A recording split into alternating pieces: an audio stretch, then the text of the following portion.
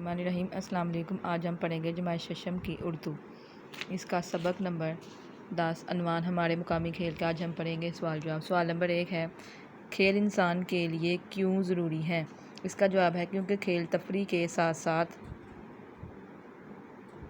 इंसानी जहन और जिस्म को चाको चबंद रखते हैं। खेल कूद से जिस्म के अज़ा ताकतवर और पट्टे मजबूत रहते हैं। जो लोग खेल कूद में हिस्सा नहीं लेते वो सुस्त और कमज़ोर हो जाते हैं।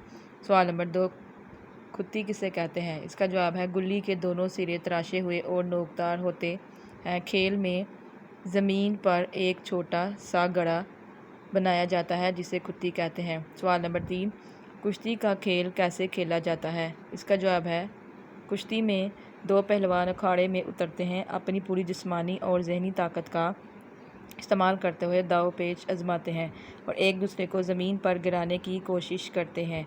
जब एक पहलवान के जिस्म का कोई भी हिस्सा सिवाय इसके पाँव के ज़मीन को छू ले तो दूसरा पहलवान जीत जाता है। जब तक एक पहलवान दूसरे को चित नहीं कर लेता मुकाबला जारी रहता है। ये तीनों सवाल बच्चों आपने ज़बानी याद करने हैं।